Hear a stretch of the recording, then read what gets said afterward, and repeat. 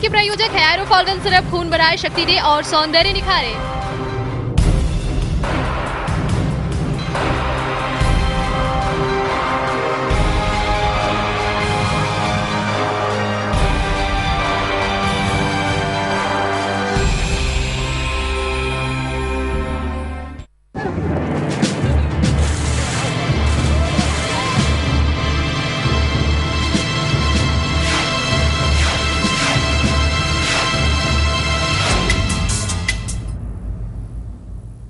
नमस्कार, आर्यन अभियान में आपका स्वागत है। मैं हूं सैयद हुसैन। आर्यन अभियान में अभी बाढ़ और कटाव से बचाव की तैयारियों पर चर्चा चल रही है। बिहार के जल संसाधन मंत्री मान चुके हैं कि नदियों का जलस्तर तेजी से बढ़ रहा है। बाढ़ से बचाव की तैयारी के लिए आपदा प्रबंधन विभाग और पथ निर्माण विभाग ने संयुक्त रूप से निपटने का कार्यक्रम बनाया है। दोनों विभागों ने मिलकर एक आपदा प्रबंधन कोषांग का गठन किया है।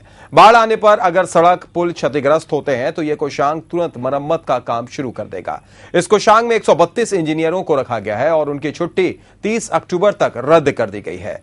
पथ निर्माण विभाग में इस कोषांग का मुख्य कार्यालय है। बाढ़ की तैयारी के लिए 28 जिलों को पहचाना भी गया है। क्या इस तैयारी से बाढ़ से बचाव हो पाएगा? क्या बाढ़ से बचाव के लिए हम तैयार हैं? इन्हीं सवालों पर चर्चा के लिए शुरू करते हैं आज का आर्यन अभियान।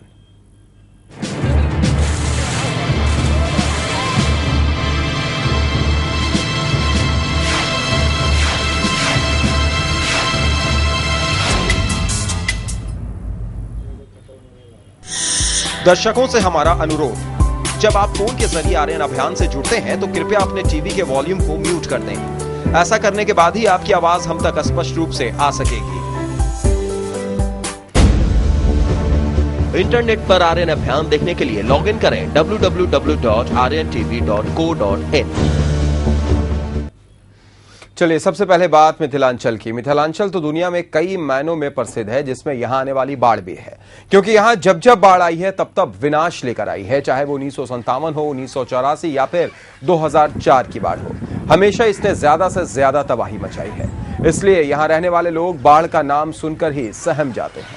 लेकिन यहां के प्रशासन को इससे कोई फर्क नहीं पड़ता, क्योंकि जिला प्रशासन हर साल की तरह इस साल भी बाढ़ से बचने की तैयारी के बारे में तो कह रहा है, लेकिन ये तैयारी और दावे सिर्फ कागजों पर ही दिखाई देते हैं।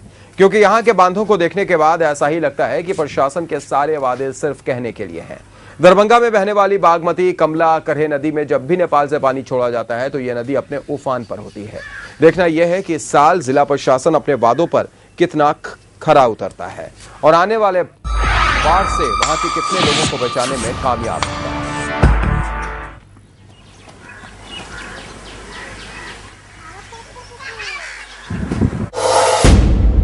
को तो नहीं लगता है सर, लेकिन किसी भी तरीका से जो है गरीब लोग जो है अपना दुख को झेल ही लेते हैं और संभाल ही लेते हैं। और बड़े बड़े अफसर आते हैं, देखते हैं, जाते, कुछ ध्यान देते नहीं। अगर हो सकता है तो इस बार ध्यान दिया जाए। से हम लोग को सूचना मिलती है, जहाँ से भी सूचना मिलती है सीओ और थानाध्यक्ष और थाना पदाधिकारी को सूचना दी जाती है। ऐसे मामलों में पूर्व में कार्रवाई भी हुई है और रोक लगाने के लिए भी कहा गया है। और वर्तमान में जो भी तटबंध के पास लगातार निगरानी करने के लिए कहा गया है गृह रक्षकों के माध्यम से। तो सुना आपने कि दावे तो बहुत कुछ किए जा रहे हैं और यह भी कहा जा रहा है कि इस बार हम पूरी तरीके से तैयार हैं, लेकिन क्या सही मायनों में तैयार हैं, इसकी जानकारी हम लेंगे आर्यन संवाददाता सुधांशु से। वो फोन लाइन पर हमारे साथ जुड़ गए हैं दरभंगा से। सुधांशु, सबसे पहले जानना चाहेंगे, मिथिलांचल की अगर बात की जाए तो मिथिलांचल को वैसे तो तालाबों का शहर, दरभंगा को तालाबों का शहर भी कहा जाता है, लेकिन बाढ़ के लिए भी ये प्रसिद्ध है। इस बार बाढ़ से किस तरीके की तैयारियां की गई हैं मिथिलांचल में? जी, जैसा कि देखा जा रहा है कि जो अभी तक जो बाढ़ आए हैं, 2004 की बात हो या फिर 2007 में भी बाढ़ आई थी। 2004 में जो बाढ़ आई थी उसमें तो सब पूरा समाहरणालय ही डूब गया था।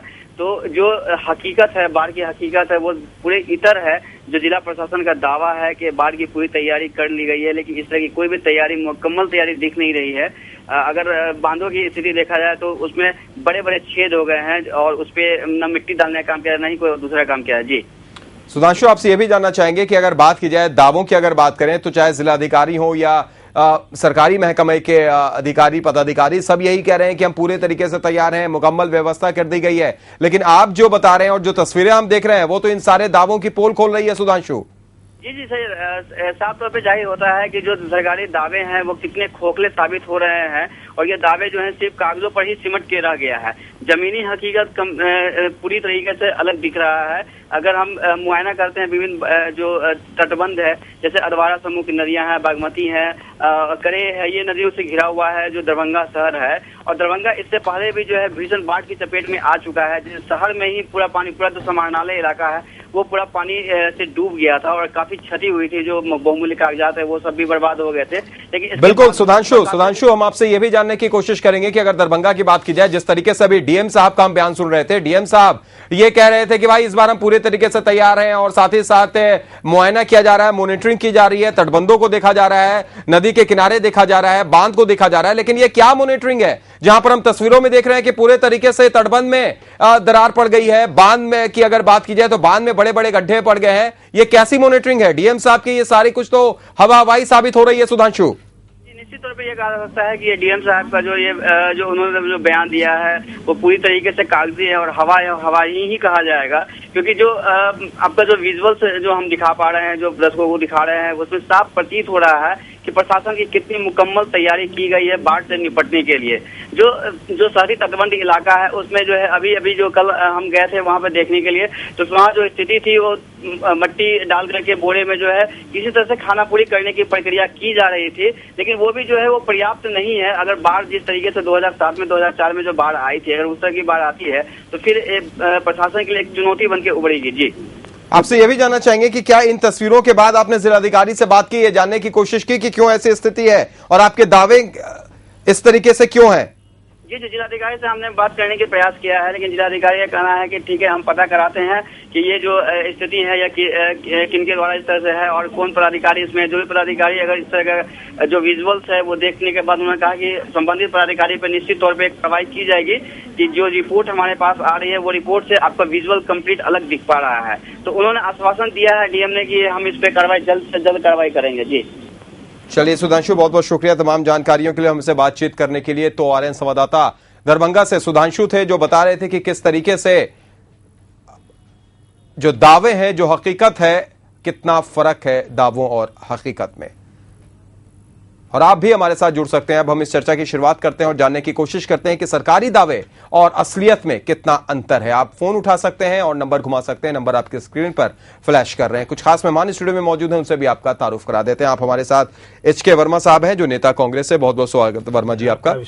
वर्मा जी, सबसे पहला सवाल बाढ़ को लेकर, ये लगातार आर्यन अभियान में हमें चर्चा कर रहे हैं, अलग अलग जगहों की तस्वीर दिखा रहे हैं और साथ ही साथ नेताओं का वो बयान, सरकारी महकमे का वो बयान, जिलाधिकारी और डीएम साहब का वो बयान कि हम पूरी तरीके से तैयार हैं। और एक तस्वीर आप देख रहे होंगे दरभंगा की, मिथिलांचल की, जहां पर बांध में बड़े बड़े छेद पड़े हुए हैं, तटबंध टूटा हुआ है और डीएम साहब कह रहे हैं कि भाई यहां पर एक अलग से टीम तैनात की गई है जो रात में हर वक्त 24 घंटा मुआयना कर रही है, कहीं कोई गड़बड़ी नहीं है। तो ये क्या झूठ तो बिल्कुल साफ नजर आ रहा है वर्मा साहब। देखिए, यहां बिहार में भले ही नीतीश जी कहे कि सुशासन सरकार है, बहुत काम हुआ है, विकास के रास्ते पर बिहार चल रहा है, लेकिन जो वस्तुस्थिति है वह यहाँ के लोग कागजी, यहाँ के जो मंत्री हैं, सरकार हैं, कागजी घोषणा करते हैं जी। जमीनी मुआयना नहीं करते हैं। यहाँ से कमिश्नर से, हेडक्वार्टर से कमिश्नर को, कमिश्नर डिस्ट्रिक्ट मजिस्ट्रेट से, डिस्ट्रिक्ट मजिस्ट्रेट एसडीओ से या बाढ़ नियंत्रण के इंजीनियर से जानकारी ले लेते हैं। उसी आधार पर कोई वस्तुस्थिति जानने के लिए वहाँ जहाँ ये घटना है, जहाँ बांध है, वहाँ नहीं जाता है। इसीलिए ऐसी घटनाएं हो रही हैं। और इन लोगों को बाढ़ के समय में जो बाढ़ नियंत्रण कार्य में लगे हुए अभियंता हैं या प्रशासनिक पदाधिकारी हैं, उनको वहां जाकर मुआयना करना चाहिए। हम लोगों को ख्याल है जब कांग्रेस की सरकार थी तो सिंचाई और कृषि विभाग के मंत्री हुआ करते थे, वे बांध का बराबर मुआयना करते थे, जाते थे बांध पर, खास करके कोसी तटबंध पर जाते थे। लटन चौधरी माननीय मंत्री थे, जगन्नाथ जी भी मंत्री थे सिंचाई विभाग के, और भी बहुत लोग मंत्री रहे। वे लोग जाकर साइट पर वहाँ मुआयना करते थे और जो कमी रहती थी उसको आती थी। आज डिस्ट्रिक्ट मजिस्ट्रेट भी साइट पर नहीं जाते हैं। दुखद बात यही है। बिल्कुल दुखद बात यही है वर्मा जी। बिल्कुल दोबारा हम आपके पास आते हैं, उससे पहले एक दर्शक हमारे साथ जयप्रकाश जुड़ गए हैं गोपालगंज से। स्वागत है जयप्रकाश जी आरएन अभियान में। क्या कहना चाहते हैं आप और गोपालगंज की क्या स्थिति है जयप्रकाश जी? स्थिति तो सर ठीक है जी पानी जी ठीक है, लेकिन ये सब बाढ़ का बचाव होना चाहिए। मैंने अप्रैल मई या मार्च में जी जब बाढ़ आती है, जून जुलाई अगस्त में, तो बाढ़ का बचाव का ये सब अभियान चलाया जाता है। ठीक नहीं है, पहले ही इसको कर देना चाहिए था। जी बिल्कुल जयप्रकाश जी, हम आपसे ये जानना चाहेंगे कि अगर आप किस प्रखंड के रहने वाले हैं, क्योंकि कुछ दिन पहले हमने तस्वीर देखी थी मेहदिया में जिस तरीके से बाढ़ का पानी घुसा था और कई गांव को अपनी चपेट में ले लिया था। आप किस प्रखंड में रहने वाले हैं? बरौली प्रखंड के रहने वाले हैं जी, बरौली प्रखंड के रहने वाले हैं।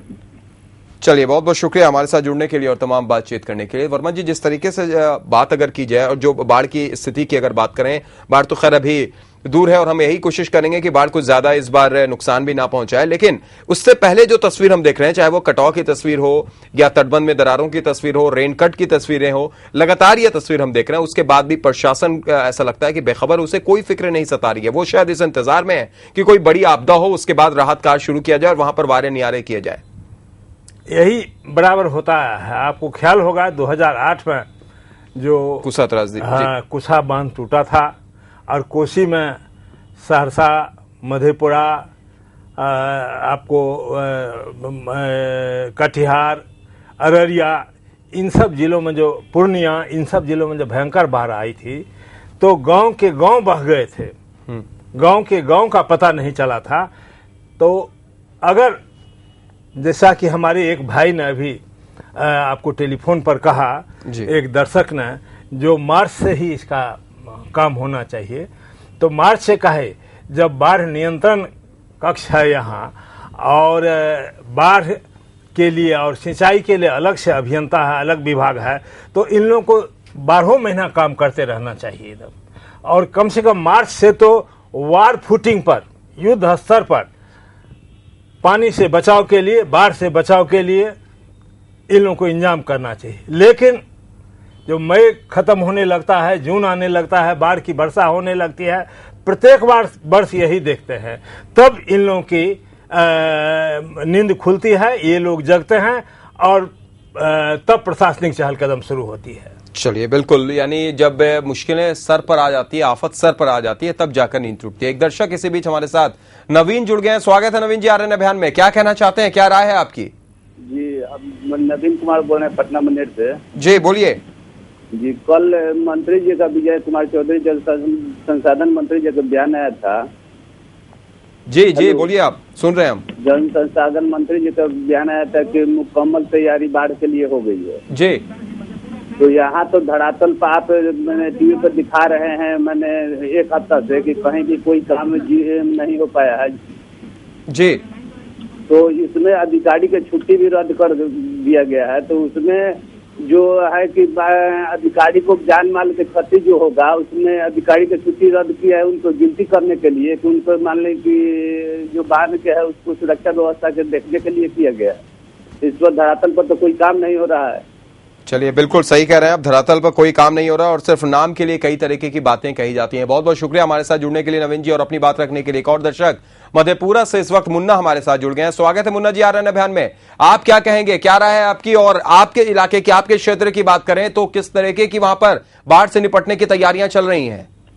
देखिए, सबसे पहले मैं हुसैन साहब आपको बताऊं जी, हम कोसी पिंक या कोसी के एरिया या मिथिलांचल के लोगों की दशा कहते हैं जी। यहाँ के लोगों को नियति बन गई है जी, तो बस प्रत्येक साल बाढ़ आना है और उससे निपटना है जी। उसमें कुछ लोगों की जान चली जाए, जान माल का बहुत ज्यादा नुकसान हो जी। तो अब दरभंगा के डीएम साहब कह रहे थे इसको सारी मतलब मुकम्मल तैयारियां पूरी कर ली गई हैं। अरे बाबा, डीएम कौन होता है? डीएम तो बहुत छोटा सा पिद्दी है। जब यहाँ का सूबे का मुखिया ये कहता है तो हमने सारी तैयारियां पूरी कर ली हैं, तो डीएम साहब को घसीटना हमारे समझ से बहुत मतलब अहमियत नहीं है। मुख्यमंत्री से पूछा जाए, मैं तो कहता हूँ अब जी, जैसे को तैसा हे ईश्वर, आप एक अन्य मार्ग में श्री मुख्यमंत्री के घर में क्यों नहीं बारिश करवाते हो? वहाँ तो बाढ़ का पानी का सैलाब बहा दो, तब वो ये निकम्मा मुख्यमंत्री, संवेदनहीन मुख्यमंत्री समझेगा। मैं बताऊं, मैं अपने एरिया का हाल,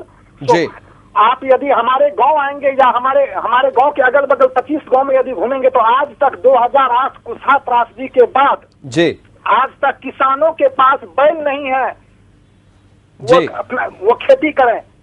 घर मुख्यमंत्री कहा था, मुख्यमंत्री के द्वारा कहा गया था मैं पहले से सुंदर कोसी बनाऊंगा, वो तो उनका क्या कहा जाए, मतलब जो है सो बस भगवान भरोसे है हुसैन साहब, भगवान भरोसे। और आपके पैनल में मैं देख रहा हूँ अभी कांग्रेस के नेता बैठे हुए हैं, ये लोग भी अब नीतीश कुमार के साथ हैं, नीतीश कुमार के साथ हैं ये लोग। क्या बोलेंगे ये राजनेता लोग? एक भी राजनेता आज तक कोई नहीं इस देश को। चलिए, बहुत बहुत शुक्रिया मुन्ना जी हमारे साथ जुड़ने के लिए और अपनी बात रखने के लिए। आपका गुस्सा हम समझ सकते हैं और आपका जवाब वर्मा जी देंगे। वर्मा जी सरकार से तो नाराज हैं ही, साथ ही साथ आपको भी उन्होंने कहा कि आप क्या जवाब देंगे, आप तो खुद भी अब सरकार के समर्थन में ही चले गए हैं। देखिए, हम लोगों ने सरकार का समर्थन धर्मनिरपेक्षता के कारण किया।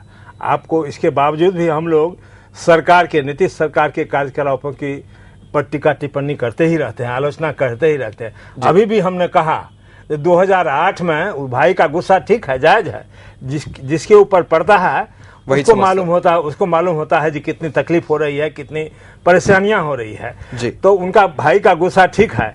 लेकिन हम लोग भी उसके साथ हैं जो अभी हमने पहले कहा 2008 में कोसी में कुशा बांध के टूटने से भयंकर त्रासदी हुई थी। आज 5 वर्ष हो गए हैं, 2013 हो गया, लेकिन उन लोगों के जो घर बसाने का पुनर्वास की जो थी क्या था अभी तक नहीं हुआ है। बिल्कुल वर्मा जी, इस बात को हम मानते हैं और कहीं ना कहीं इसके लिए कौन जिम्मेदार है ये जनता भी जानती है, हम भी जानते हैं और आप भी जानते हैं।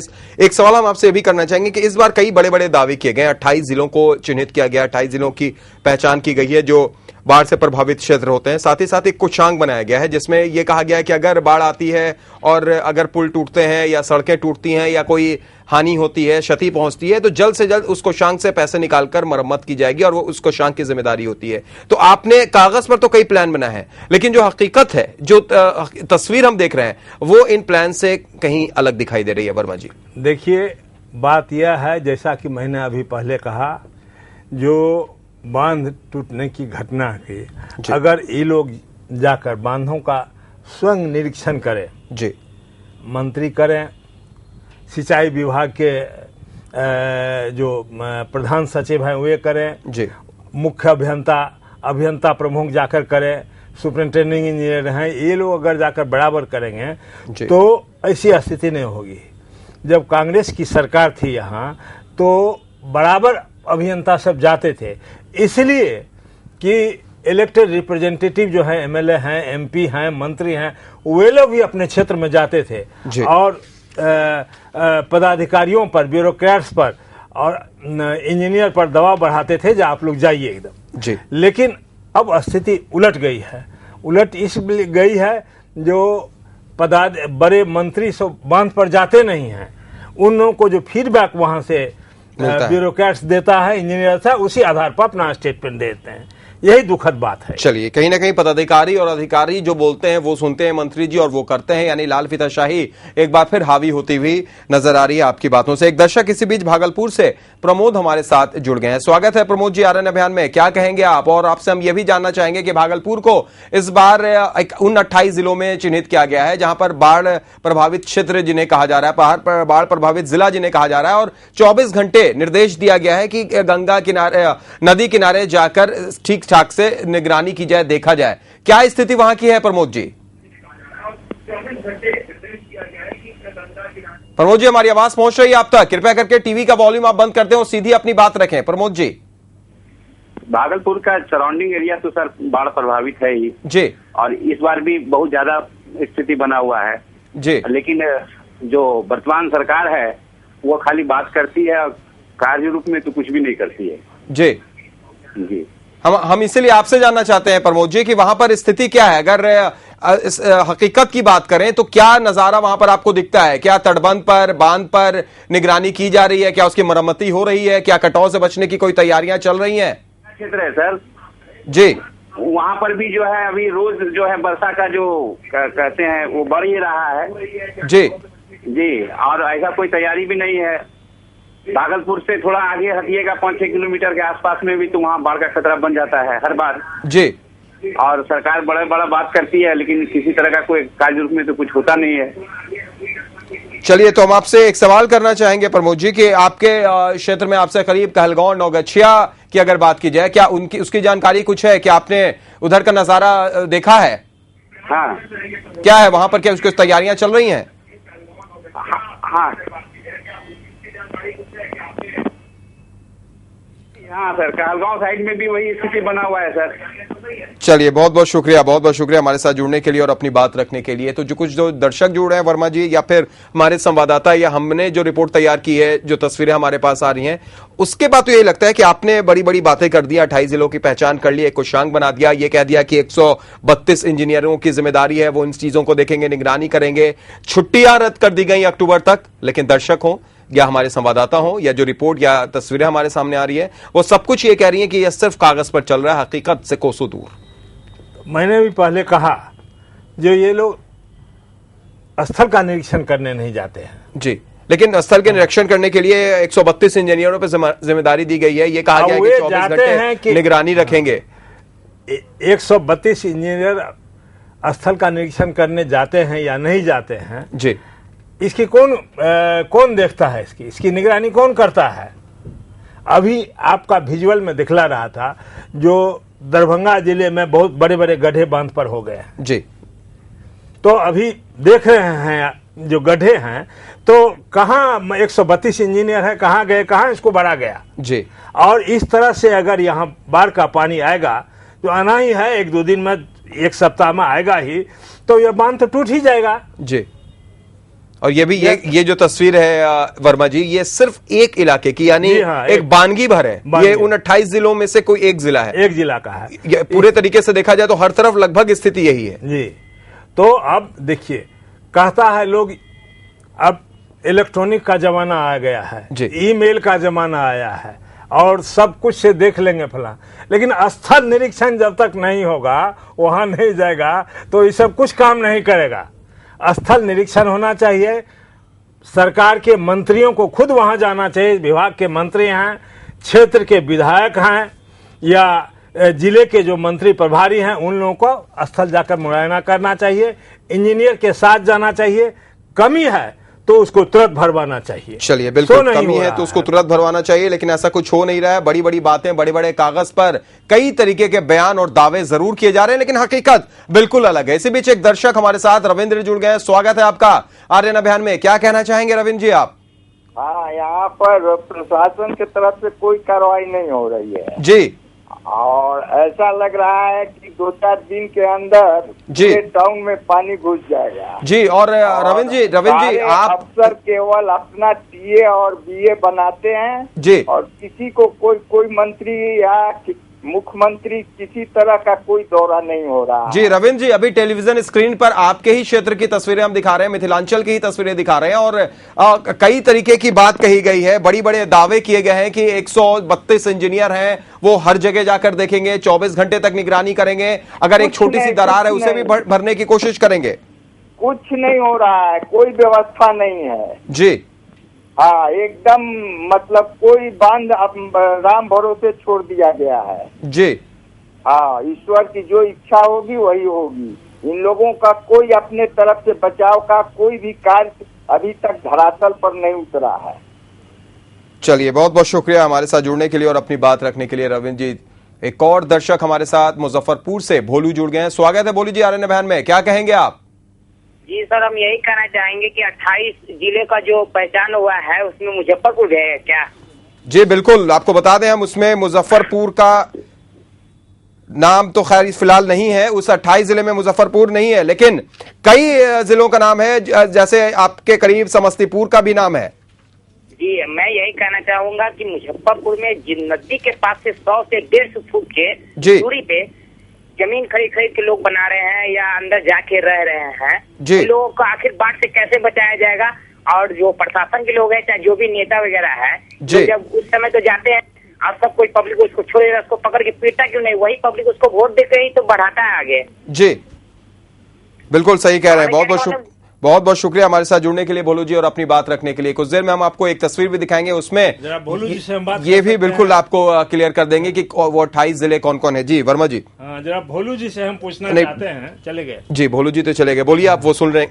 भोलू जी को इतना गुस्सा है, जो मंत्री आएंगे या विधायक आएंगे तो उसको पीटेंगे जी। तो मैं भोलू जी से आग्रह करना चाहता हूं, जो यही जब फिर चुनाव में लड़ेंगे तो फिर उन्हीं को वोट दे देते हैं लोग, ऐसा काहे होता है? चलिए बिल्कुल सही कहा आपने कि निश्चित तौर पर कहीं ना कहीं हम और आप यानी जनता भी जिम्मेदार है कि अगर आपका गुस्सा है, अगर आप पे गुस्सा है तो उस चीज को आप दिखाइए भी, लेकिन शायद ऐसा होता नहीं है। फिलहाल यहां पर रुक रहे एक छोटे से ब्रेक के लिए। ब्रेक के बाद आपको दूसरे शहर की भी तस्वीर दिखाएंगे और साथ साथ ये भी बताएंगे कि वो 28 जिले कौन कौन है जिन्हें चिन्हित किया गया है बाढ़ प्रभावित क्षेत्र के तरीके से। आप इस कार्यक्रम के बारे में अपनी राय, अपने सुझाव, अपनी समस्याएं हमें इस ईमेल आईडी पर भेज सकते हैं feedback@rntv.co.in। पत्र भेजने का पता है संपादक RNTV, 306 Maharaja Kameshwar complex, Fraser road, Patna 8,01,000।